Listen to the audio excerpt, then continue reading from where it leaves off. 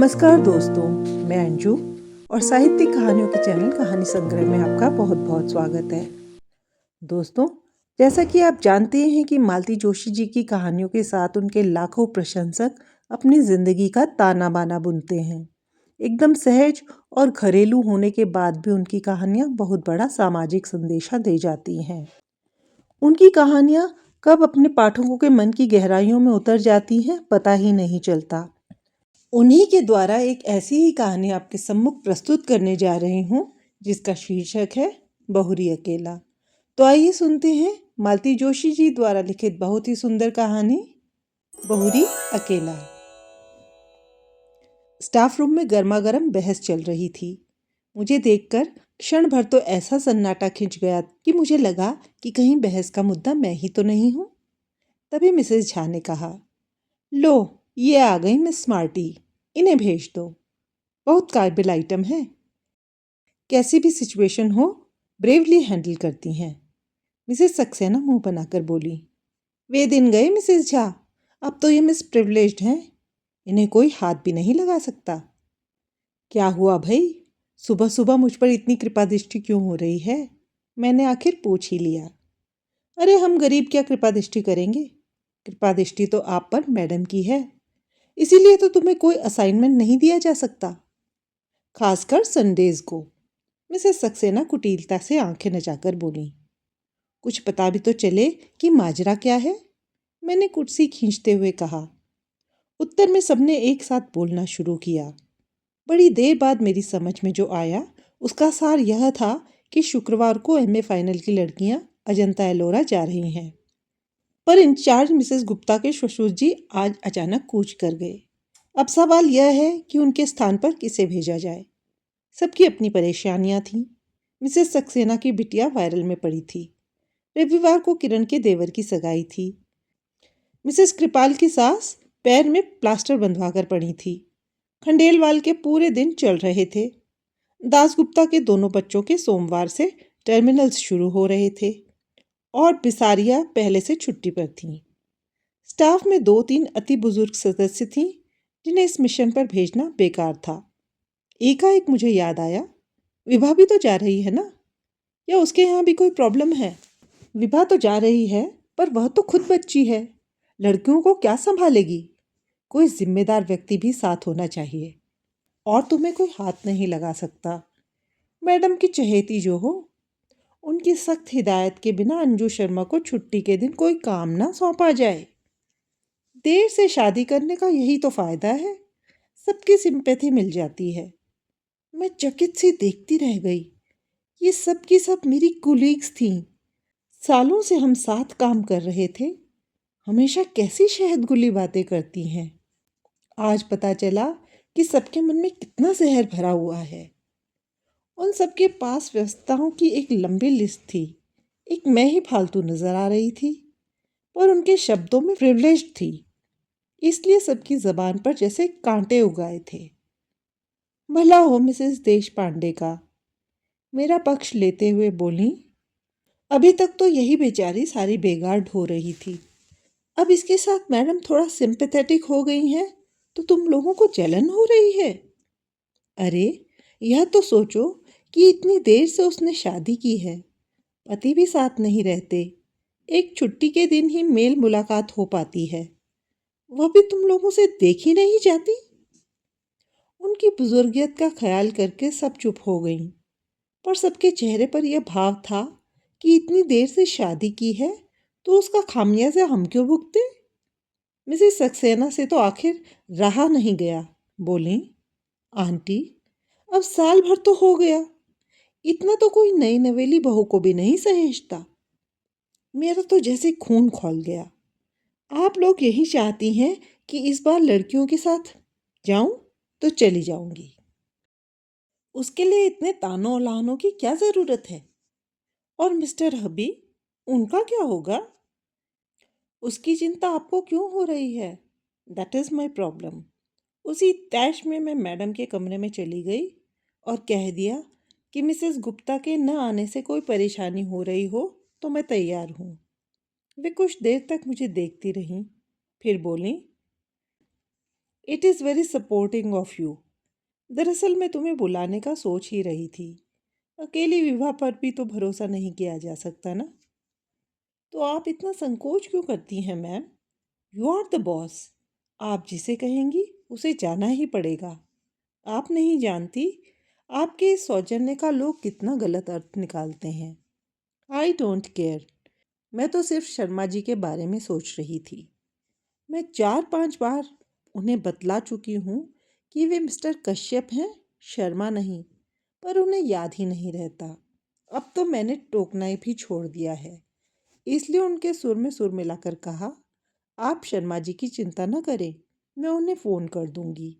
वे भी सरकारी नौकर हैं, ड्यूटी का मतलब समझते हैं। Okay, and good luck to you. घर लौटते समय बहुत हल्का महसूस कर रही थी। मेरे प्रस्ताव के बाद मैडम के चेहरे पर जो राहत के भाव उभरे थे, उनसे बड़ी संतुष्टि मिली थी। पर ईमानदारी की बात यह थी कि उनसे भी ज़्यादा राहत का एहसास मुझे हो रहा था। पिछले 2 हफ्ते श्रीमान जी नहीं आए थे। आखिरी बार जिस मूड में यहाँ से गए थे, लगता था इस बार भी नहीं आएंगे। 2 रविवार लगातार मैं पड़ोसियों की प्यार भरी पूछताछ से तंग आ गई थी। इस हफ्ते फिर वही सब दोहराना संकट लग रहा था।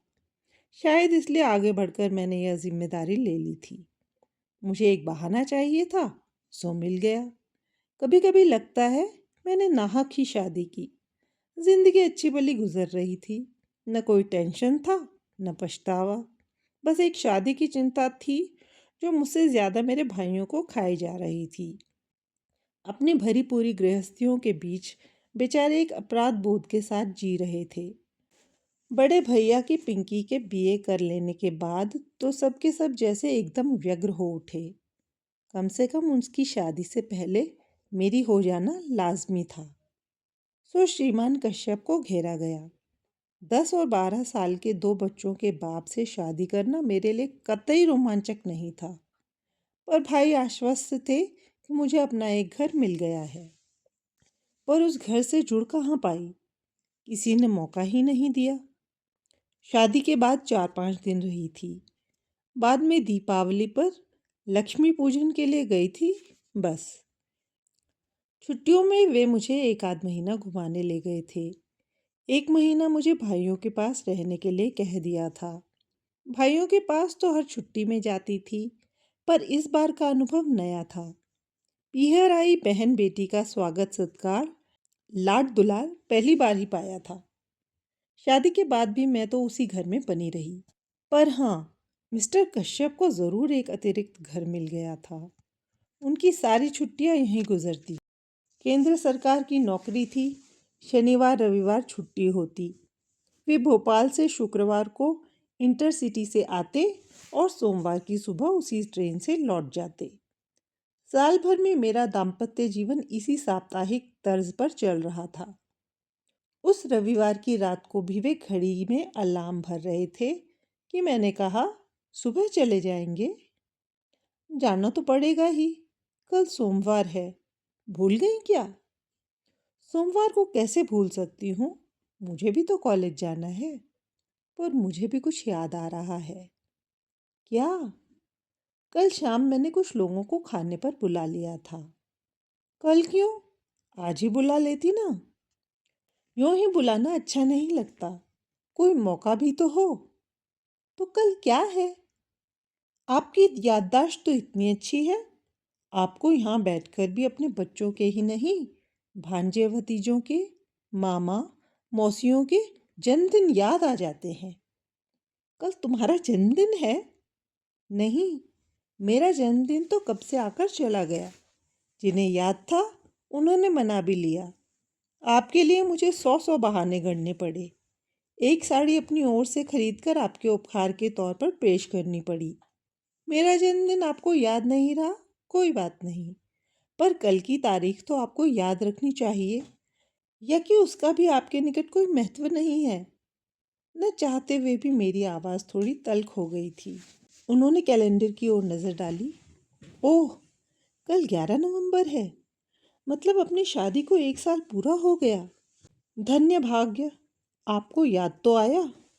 पर आपने इस तरह मुंह क्यों लटका लिया?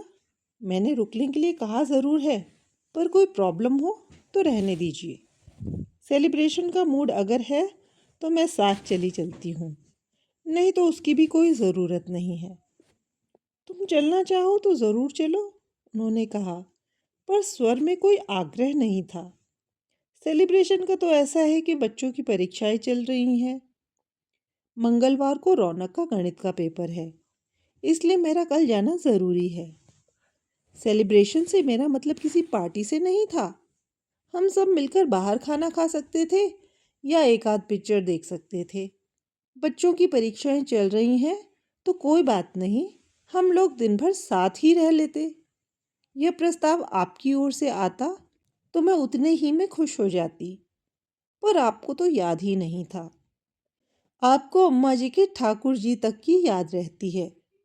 पिछली रामनवमी और जन्माष्टमी पर श्रृंगार का सारा सामान आप यहीं से ले गए थे। बस आपको मेरा जन्म दिवस या अपनी शादी की सालगिरह याद नहीं रही। बार बार बच्चों का अम्मा का ताना क्यों दे रही हो? वे लोग मेरी जिम्मेदारी हैं।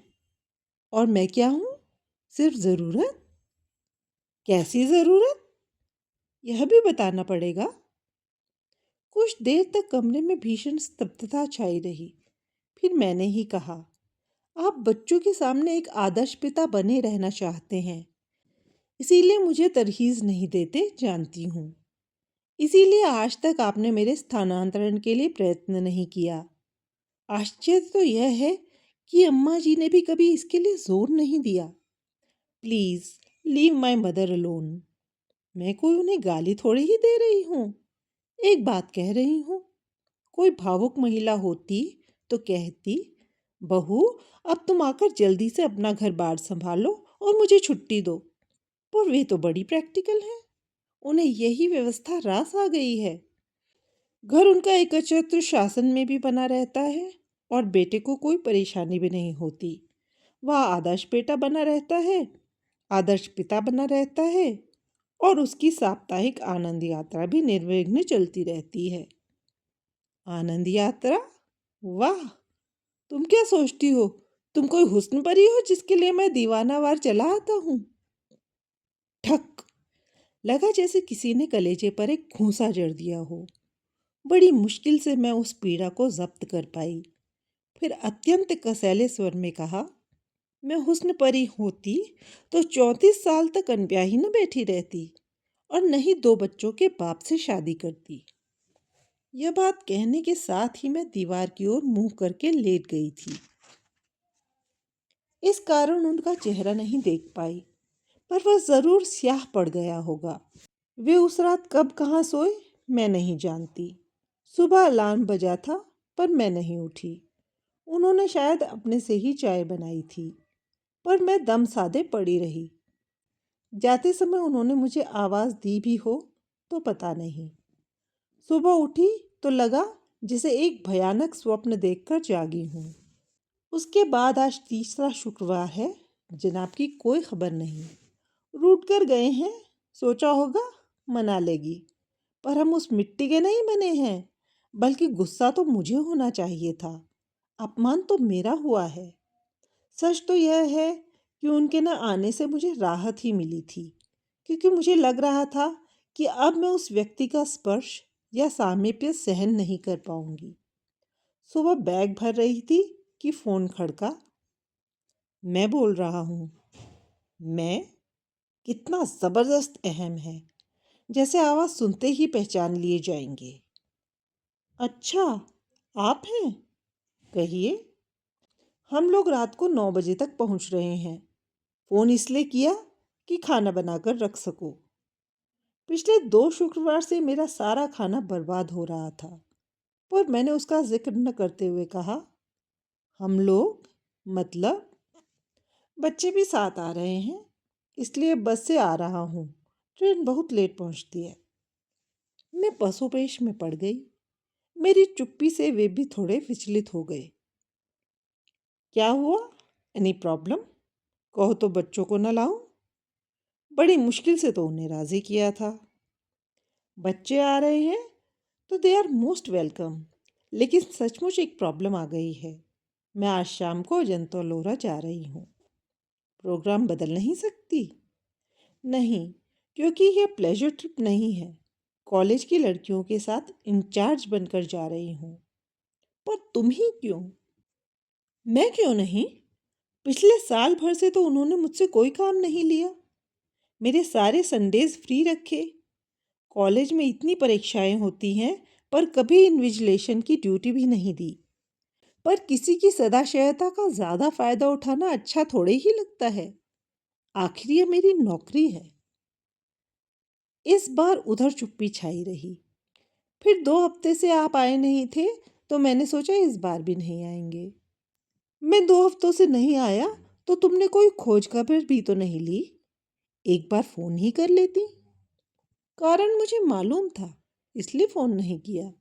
मैं बीमार भी तो हो सकता था। बीमार होते तो आप ही मुझे फोन करते। आप तो नाराज थे। मैं तो आज भी आपको एक्सपेक्ट नहीं कर रही थी। शायद अम्मा जी ने। हर बार अम्मा को बीच में क्यों ले आती हो? बहुत श्रद्धालु अंतःकरण से कह रही हूँ कि शायद अम्मा जी ने ही समझाया होगा कि कमाऊ बीवी से बनाकर चलना चाहिए। उधर से फोन पटकने की आवाज आई। मैंने भी परवाह नहीं की। अगर आप कड़वी बात कहते हैं तो सुनने का भी हौसला रखो। जब सुन नहीं सकते हो तो कहते क्यों हो? कॉलेज से लौटते हुए अचानक ख्याल आया कि सफर के लिए कुछ जरूरी चीजें ले लूं। घर की ओर मुड़ने की बजाय मैं बाजार की ओर मुड़ गई। वह शायद मेरी होनी ही थी जिसने मुझे इस बात के लिए प्रेरित किया था। क्योंकि उस ओर मुड़ते ही एक स्कूल बस मेरे सामने आ गई। उसे बचाने के लिए मैं सड़क के इतने किनारे चली गई कि गिर ही पड़ी। क्षण भर को आंखों के सामने अंधेरा छा गया। पल भर में वहां भीड़ जुट गई थी। 4 सहृदय लोगों ने मुझे स्कूटर के नीचे से निकाला और पास के अस्पताल में पहुंचाया। मैंने तुरंत एक फ़ोन पड़ोस में किया और एक कॉलेज में। नीतू और उसकी मम्मी फौरन दौड़ी चली आईं और पूरे समय मेरे साथ बनी रहीं। कॉलेज में फ़ोन करने का मेरा उद्देश्य सिर्फ यह था कि वे मेरे भरोसे न रहें। पर खबर मिलते ही प्रिंसिपल मैडम भी 2-3 लोगों के साथ आ गईं और जाते समय अपनी कार वहीं छोड़ गईं। रात 10 बजे जब घर लौटी तो मेरे दाएं हाथ में प्लास्टर था, बाएं पैर की पिंडली में 6-7 टांके थे और घुटने और कंधों पर खरोंचे थी। सौभाग्य से सिर पर कोई चोट नहीं थी, पर वह बेवजह घूम रहा था। घर आते ही पस्त होने से पहले मैंने बड़े भैया को फोन लगाया। मेरे कुछ कहने से पहले ही वो बोल उठे, अरे इतनी देर तुम कहाँ थी? मैं कब से फोन लगा रहा हूँ। उनके स्वर में उल्लास फूटा पड़ रहा था। मैंने अपनी बात कुछ देर को मुलतवी करते हुए कहा, थोड़ा बाजार तक गई थी। पर आप मुझे क्यों ढूंढ रहे थे? अरे वो बीकानेर वाले पिंकी को देखकर गए थे ना, उनके यहाँ से हाँ आ गई है। अरे वाह, बधाई। लड़का 3 महीने के लिए जापान जा रहा है, इसलिए माँ के साथ एक बार मिलने आ रहा है। मेरी इच्छा थी कल तुम दोनों भी आ जाते तो लड़के को देख लेते। दरअसल क्या है भैया कि मैं कॉलेज के साथ टूर पर जा रही थी, तो इन्हें आने के लिए मना कर दिया था। कब जा रही हो? आज ही जाना था, पर पता नहीं कैसे स्कूटर से गिर पड़ी। पट्टी वगैरह करवा कर अभी लौटी हूँ। ज्यादा चोट तो नहीं आई? चोट तो ज्यादा नहीं है, पर आना जरा मुश्किल लग रहा है। खैर कोई बात नहीं, टेक केयर। इन लोगों से निपट लूं फिर आता हूँ। नीतू मुझे देखती रह गई। यह क्या? आपने ठीक से बताया क्यों नहीं? वे बिटिया का रिश्ता तय कर रहे हैं। इस समय मैं उन्हें डिस्टर्ब नहीं करना चाहती। जीजा जी को तो फोन कर दिया होता। नहीं रे, यहाँ नहीं आना था, इसलिए उन्होंने टूर प्रोग्राम बना लिया था। घर पर अम्मा जी और बच्चे अकेले होंगे, इतनी रात को फोन करूंगी तो परेशान हो जाएंगे। जीजा जी के पास मोबाइल नहीं है। यही तो सोच रही हूँ, इस जन्मदिन पर उन्हें प्रेजेंट ही कर दूंगी। बहुत परेशानी होती है। अच्छा नहीं तो आज की रात तुम मेरे पास रह जाओगी, कल से मैं बसंती को बुला दूंगी। कैसी बात कर रही हैं? आज तो मुझे रहना ही है। आपने घर पर खबर की भी होती तो सुबह से पहले कोई आता थोड़े ही। वह रात बड़ी मुश्किल से कटी। उपचार के समय उन्होंने जरूर कोई निश्चेतक दवा दी होगी। उसका असर धीमे धीमे कम हो रहा था और दर्द अपना अस्तित्व जताने लगा था। यूं तो दर्द निवारक गोलियां भी दी गई थी, पर उन्हें कारगर होने में थोड़ा समय लगना ही था। घर का कोई साथ में होता तो मैं उसे सारी रात सोने नहीं देती, पर पढ़ाई लड़की को परेशान कैसे करती, सो सहनशीलता का नाटक करना ही पड़ा। दर्द के घूंट पीते हुए मैं बार बार एक व्यक्ति को कोस रही थी। मिस्टर कश्यप, आपने साल भर में कोई और तोहफा तो नहीं दिया, पर शायद बद्दुआएं दिल खोल कर दी हैं। उसी को भुगत रही हूँ। नहीं तो 10 साल से गाड़ी चला रही हूँ, कभी एक खरोंच भी नहीं आई। बमुश्किल तमाम रात के तीसरे पहर थोड़ी सी आंख लगी, पर नीतू ने 7 बजे ही चाय के लिए जगा दिया। उसका कहना भी ठीक था। बोली, आप हाथ मुंह धोकर तैयार हो जाइए। अड़ोस पड़ोस में खबर लगते ही आने वालों का तांता शुरू हो जाएगा। आप परेशान हो जाएंगी। फिर उसी ने मेरे मुंह हाथ धुलवाए, बाल ठीक किए। उसी की मदद से मैंने कपड़े बदले।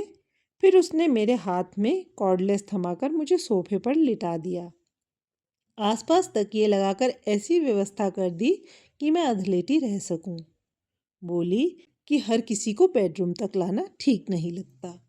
उसका तर्क ठीक था, और जैसा कि उसने कहा था, 8 बजे से आने वालों का सिलसिला जो शुरू हुआ 10 साढ़े 10 तक चलता ही रहा। बेचारी नीतू नहाने धोने घर भी न जा सकी। 11 बजे मैंने उसे जबरदस्ती घर भेजा। कहा कि दरवाजे में चेन लगा दो, आने वाला अपने आप खोल लेगा। नीतू को गई मुश्किल से 10 मिनट हुए होंगे कि दरवाज़ा अपने आप खुल गया। मैं तो चकित थी कि न कोई दस्तक न घंटी, ऐसे अचानक कौन आ गया। पर जब आगंतुक को देखा तो देखती रह गई। कमर पर दोनों हाथ रखे दरवाजे पर खड़े होकर श्रीमान मुझे घूर रहे थे। उस दृष्टि में रोष था, उपालंब था, उपहास था और शायद तिरस्कार भी। आई नो इट, मुझे मालूम था तुम्हें कहीं आना जाना नहीं था। सिर्फ मुझे टालने के लिए बहाना बनाया गया था। I was dead sure. वे जिस तरह मुझे घूर रहे थे, मैं भी एकटक उन्हें देखती रही। मेरी आंखों में उपालंब की मात्रा शायद ज्यादा गहरी थी, क्योंकि थोड़ी देर बाद उन्होंने अपनी नजरें फेर लीं। उनकी नजरें हटते ही मैंने कॉर्डलेस पर पड़ोस का नंबर मिलाया। सॉरी नीतू डार्लिंग, तुम्हें फिर से कष्ट दे रही हूँ, पर क्या है कि तुम्हारे जीजा जी आ गए हैं। एक कप चाय बनाकर दे जाओगी तो अच्छा रहेगा। मेरे लिए पड़ोसियों को कष्ट देने की कोई ज़रूरत नहीं है, उन्होंने कसैले स्वर में कहा। अब वे दरवाज़ा छोड़कर सामने कुर्सी पर बैठ गए थे। अगर घर में चाय बनने में कोई प्रॉब्लम है तो मैं बाहर पी सकता हूँ। वैसे भी मैं यहाँ रुकने वाला नहीं हूँ, सिर्फ देखने चला आया था। मैं भी उन्हें चाय पिलाने के लिए बहुत व्यग्र नहीं थी, बस चाहती थी कि इस समय हम दोनों के बीच में कोई तीसरा आकर बैठ जाए। मुझे पता था कि जीजा जी का नाम सुनते ही नीतू दौड़ी चली आएगी, और वही हुआ। 5 मिनट में नीतू 2 कप चाय लेकर हाजिर हो गई। हाय जीजा जी, नीतू ने चहककर स्वागत किया और हुलसकर पूछा, आपको कैसे पता चला? दीदी तो फोन ही नहीं कर रही थी। पता करने वाले पता कर ही लेते हैं, इन्होंने कुटिल मुस्कान के साथ कहा। बेचारी नीतू इनका मंतव्य समझ नहीं पाई, अपनी ही रौ में बोली, मम्मी यही तो कह रही थी कि दिल से दिल को राह होती है, फोन करने की क्या जरूरत है। फिर इन्हें चाय पकड़ाते हुए मुझसे बोली, दीदी अब आप भी उठकर जरा सी चाय पी लो, सुबह से बोल बोलकर दिमाग चकरा गया होगा। वह मुझे सहारा देकर उठाने लगी और इनके चेहरे का रंग बदलने लगा। मेरी अथलेटी मुद्रा को वे अनादर का प्रदर्शन समझ रहे थे। अब उन्हें कुछ कुछ समझ में आ रहा था। उठने की प्रतिक्रिया में जब मेरा शॉल कंधे से खिसक गया तो प्लास्टर पर उनकी नजर पड़ी। अरे, ये हाथ को क्या हो गया? गनीमत है कि सिर्फ हाथ ही टूटा है। आप खुशकिस्मत हैं जीजा जी कि ये सही सलामत बच गईं। वरना क्या से क्या हो जाता। तुम्हें मैं सही सलामत नजर आ रही हूँ? अरे, हाथ ही तो टूटा है। सब लोग कह रहे थे कि किस्मत वाली थी जो सड़क के किनारे गिरी। अगर बीच में गिरती तो सोचो क्या होता। उस कल्पना मात्र से ही मुझे झुरझुरी हो आई। मैंने नीतू से कहा, थोड़ी हेल्प कर दोगी तो भीतर जाकर थोड़ा लेट लूंगी। हाँ, अब आप बिल्कुल आराम करो। कोई आएगा तो जीजाजी निपट लेंगे। बिस्तर पर लेटते हुए मैंने कहा, बसंती को 2 दिन की छुट्टी दे दी थी। अगर किसी के हाथ खबर भिजवा दोगी तो वह आ जाएगी, 2 रोटी ही डाल जाएगी। बसंती को मैं खबर कर दूंगी। पर आप रोटी की इतनी चिंता क्यों कर रही हैं? हम लोग क्या इतना भी नहीं कर सकते? तुम ही लोग तो कर रहे हो। पड़ोसी और होते किस लिए हैं? नीतू जब चली गई तो ये कमरे में आकर बोले, इतना सब हो गया तो क्या मुझे फोन नहीं कर सकती थी? मैंने एक क्षण उनकी ओर देखा और कहा, फोन कर भी देती तो क्या आप विश्वास कर लेते या इसे भी एक बहाना समझते? वे चुप हो गए। फिर बड़ी देर तक मौन हम दोनों के बीच पसरा रहा। फिर कुछ देर बाद फोन बजा। मेरा कॉर्डलेस बाहर ही छूट गया था, इसलिए फोन उन्हें ही उठाना पड़ा। शायद बड़े भैया का था। मेरे हालचाल पूछ रहे थे। मैं जब तक उन्हें सावधान करती वे सब ब्यौरा दे चुके थे। फिर तो मेरी पेशी होनी ही थी। ये क्या कर बैठी तुम? और रात को मुझे बताया क्यों नहीं? मैं उसी समय चला आता। मुझे मालूम था, इसलिए नहीं बताया। आप आ भी जाते तो सुबह फिर मेहमानों के लिए भागना पड़ता। अब आपकी उम्र इतनी भाग दौड़ करने की नहीं है। वैसे चिंता की कोई बात नहीं है। पड़ोसी बहुत अच्छे हैं और अब तो ये भी आ गए हैं। हाँ, अभी फोन पर उनकी आवाज़ सुनकर थोड़ा संतोष तो हुआ। अच्छा, तो हम लोग सुबह आते हैं। Take care. भैया के फोन के बाद फिर से सन्नाटा छा गया। ये पेपर पढ़ते रहे। मैं सोने की कोशिश करती रही। नीतू दोनों की थालियां लेकर आई। तभी यह नीरवता भंग हुई। नीतू बोली, मम्मी तो कह रही थी जमाई जी को यहीं बुला लो, ठीक से खा लेंगे। पर मैंने कह दिया कि दीदी अकेले बोर हो जाएंगी। वो अच्छी हो जाए फिर दोनों को एक साथ बुलाकर खूब खातिरदारी कर लेना। एक बात और, जाते हुए मैं बाहर से ताला डालकर जा रही हूँ, नहीं तो मोहल्ले भर की आंटी लोग तंग करने आ जाएंगी। रात भर की जागी हो, थोड़ा आराम कर लो। खोलोगी कब? 4 बजे चाय लेकर आऊंगी ना। और सचमुच वह हमें ताले में बंद करके चली गई। वह जब तक रहती है पटर पटर करती रहती है। घर भरा भरा लगता है। उसके जाते ही एक निचाट सूनेपन ने घेर लिया। उस असहज एकांत से निजात पाने के लिए मैंने कहा, आप तो आज ही जाने वाले थे ना, तो दिन में निकल जाते। रात में ठंड से परेशान हो जाएंगे। वे एक क्षण मुझे घूरते रहे, फिर बोले, मुझे क्या इतना गया गुजरा समझ लिया है कि तुम्हें इस हाल में छोड़कर चला जाऊंगा? एक तरह से बात यहीं पर एक अच्छे बिंदु पर समाप्त हो जानी थी, पर मेरे मन में तो प्रतिशोध की आग धधक रही थी। वह हुस्न परी वाला डायलॉग मेरे कलेजे में कील की तरह गड़ा हुआ था। उसी ने मुझे चुप नहीं बैठने दिया। मैंने बड़े नाटकीय अंदाज में कहा, मेरी यह हालत है तभी तो कह रही हूँ, रुक कर क्या करेंगे? वे अवाक होकर मुझे देखते रह गए।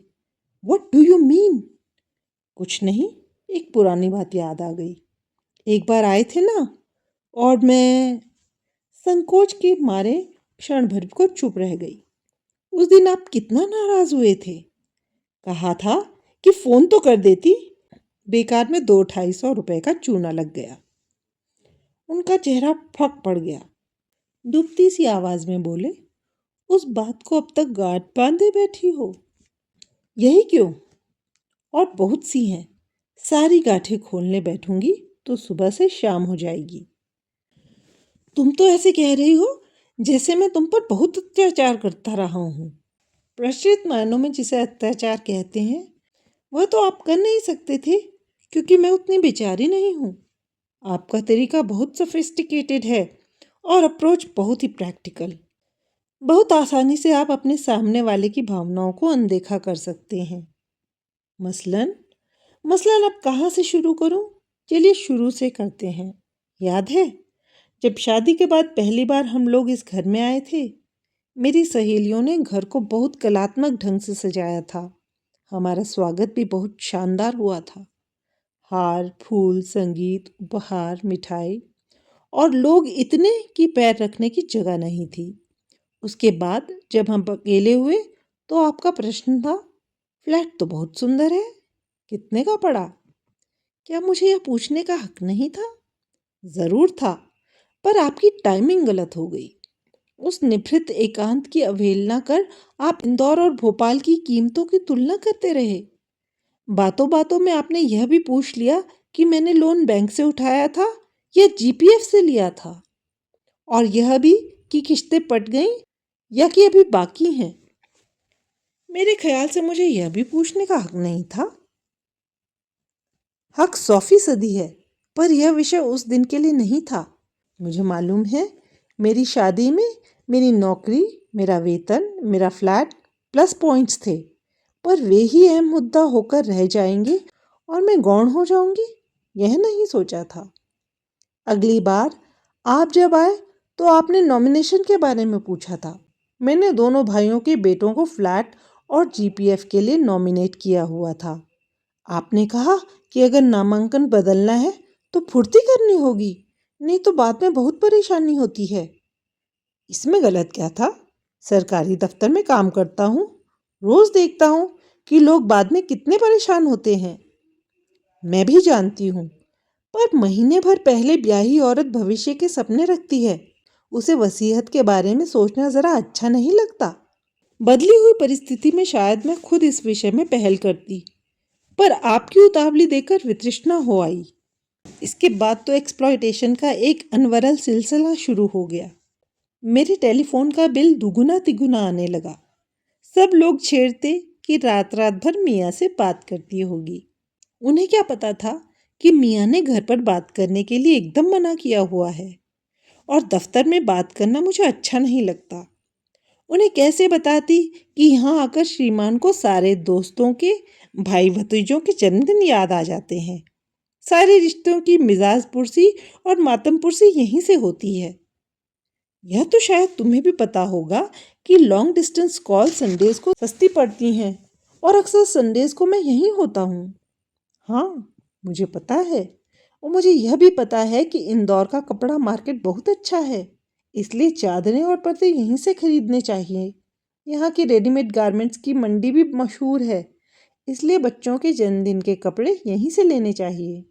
यहाँ जब तब गर्म कपड़ों की सेल लगती है, इसलिए अम्मा जी के लिए शॉल और स्वेटर यहीं से जाएगा। इसके अलावा और भी फरमाइशी आइटम्स हैं, जैसे फरियाली सामान, नमकीन, राहुल के लिए कैमरा, एटलस, रीना के लिए बारबी का सेट, कलर बॉक्स वगैरह। और मुझे यह भी मालूम है कि आपने घर पर यह कभी नहीं जताया होगा कि फरमाइशी कौन पूरी कर रहा है। देखो, ज़्यादा एहसान जताने की ज़रूरत नहीं है। हिसाब लगा कर रखना, अगली बार आऊँगा तो सब कुछ चुकता कर जाऊँगा। हिसाब करने की ज़रूरत नहीं है, क्योंकि यह सब मैंने अपने घर के लिए, अपने बच्चों के लिए किया था। जिस तरह शादी के बाद यह घर आपका हो गया, मैंने सोचा कि वह घर भी अब मेरा ही है। इसीलिए एहसान की कोई बात नहीं है, बात अधिकार की है। राहुल को जन्मदिन पर डांस करना था, आप यहाँ से म्यूजिक सिस्टम ले गए। बच्चों को गर्मियों में पिक्चर्स देखनी थी, आप यहाँ से वीसीडी प्लेयर ले गए।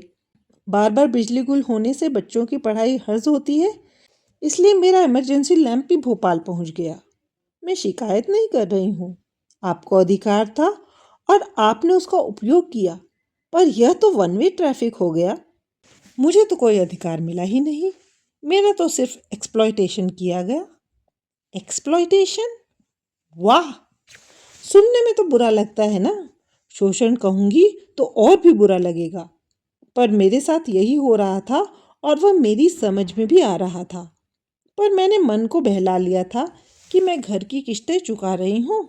घर जिसकी मुझे अरसे से तलाश थी, घर जो रिश्तों की मजबूत जमीन पर खड़ा हो, घर जो आपसी सामंजस्य और सद्भाव के सहारे टिका हो। पर वह घर तो मुझे मिला नहीं, आपने दिया ही नहीं। देखो, तुम्हारी तरह मैं साहित्यिक भाषा तो नहीं बोल सकता, लेकिन आप खूब बोल सकते हैं। आपका हुस्न परी वाला जुमला जो अब तक मेरे कलेजे में गड़ा हुआ है। कल रात मैं दर्द के मारे सो नहीं पाई थी, पर यह दर्द उस दर्द के मुकाबले कुछ नहीं था जो उस रात आपने मुझे दिया था। ये घाव तो कल को भर भी जाएंगे, पर यह घाव तो ताउम्र हरा रहेगा। और आज तो आपने कमाल ही कर दिया। आज आज मैंने क्या किया? वे हैरान थे। आज आप सिर्फ मेरे सच को परखने यहाँ चले आए। मान लो मैं चली ही गई होती तो आपकी क्या इज्जत रह जाती, या मेरी ही क्या इमेज बनती। आपकी तो ये दूसरी शादी है। इतना तो आप भी समझते होंगे कि दाम्पत्य का आधार होता है विश्वास, और मिस्टर कश्यप, आपने उसे ही नकार दिया। फिर शेष क्या रहा? तभी दरवाज़ा खड़का। नीतू शायद चाय लेकर आई थी। हम दोनों अच्छे बच्चों की तरह चुपचाप बैठ गए। वैसे भी बोल बोलकर मैं इतना थक गई थी कि कुछ देर आंखें बंद करके लेटने को जी चाह रहा था, और चाय पीकर मैं सचमुच लेट गई। नीतू बोली, जीजाजी, शाम को क्या खाना पसंद करेंगे बताइए। व्यंगपूर्ण मुस्कुराहट के साथ ये बोले, मैं गरीब क्या बताऊंगा, अपनी दीदी से पूछो। गेस्ट ऑफ ऑनर तो वे हैं। और इतना कहकर वे बाथरूम में घुस गए। नीतू थोड़ी देर बैठी बतियाती रही, पर मेरी ओर से कोई प्रोत्साहन न पाकर चुपचाप उठकर चली गई। वे फ्रेश होकर आए और बालों में कंघा फेरते हुए बोले, अच्छा तो मैं निकल रहा हूँ। मैंने प्रश्नार्थक नजरों से उनकी ओर देखा। रतलाम वालों के आने तक रुकने का इरादा था, पर देखता हूँ उसकी कोई ख़ास ज़रूरत नहीं है। तुम्हारे अड़ोसी पड़ोसी बहुत अच्छे हैं, खूब अच्छी सेवा टहल कर रहे हैं। मेरी वजह से बल्कि असुविधा ही हो रही है। और हाँ, तुम्हारी सारी चीज़ें अगली बार ले आऊँगा, अगर आया तो, वरना किसी के हाथ भिजवा दूँगा। मैंने उठने का उपक्रम किया तो बोले, लेट ही रहो, मेरे लिए फॉर्मेलिटीज़ करने की ज़रूरत नहीं है। वैसे भी आदर मान बहुत हो चुका है। सी ऑफ करने के लिए न सही, दरवाज़ा बंद करने के लिए तो उठना होगा। मैं लड़खड़ाते हुए उठ खड़ी हुई। लंगड़ाते हुए जब तक दरवाजे पर पहुंची, ये 2 मंजिल उतरकर बिल्डिंग के गेट तक पहुंच चुके थे। खिड़की से मैं उन्हें जाते हुए देखती रही। फिर मैंने बहुत मुश्किल से दरवाज़ा बंद किया। इतने से श्रम से ही मैं हाँफ गई थी। देर तक बंद दरवाजे से पीठ लगाए मैं निस्पंद सी खड़ी रही। सामने वही खिड़की थी जहाँ से मैंने उन्हें जाते हुए देखा था। मुझे लगा वे मेरे घर से ही नहीं, जीवन से भी चले गए हैं। अलविदा मिस्टर कश्यप, मैंने कहा। आज से मेरे घर का और मेरे मन का दोनों दरवाजे आपके लिए बंद हो चुके हैं। घर का दरवाज़ा तो शायद कभी मजबूरी में खोलना भी पड़ेगा, क्योंकि इस शादी को इतनी आसानी से मैं नकार नहीं सकती। इसके लिए मेरे भाइयों ने बहुत सारा श्रम और पैसा खर्च किया है, इसलिए इस शादी को तो मुझे ढोना ही पड़ेगा। पर मेरे मन का दरवाज़ा अब आपके लिए कभी नहीं खुलेगा, कभी नहीं। दोस्तों, आप सुन रहे थे मालती जोशी जी द्वारा लिखित बहुत ही संवेदनशील कहानी बहुरिया केला। कहानी पसंद आई हो तो इस वीडियो को लाइक कीजिएगा, और चैनल पे नए हो तो चैनल को सब्सक्राइब भी कर लीजिएगा। जल्द ही लौटूंगी एक और नई कहानी के साथ। तब तक अपना ध्यान रखिए। धन्यवाद।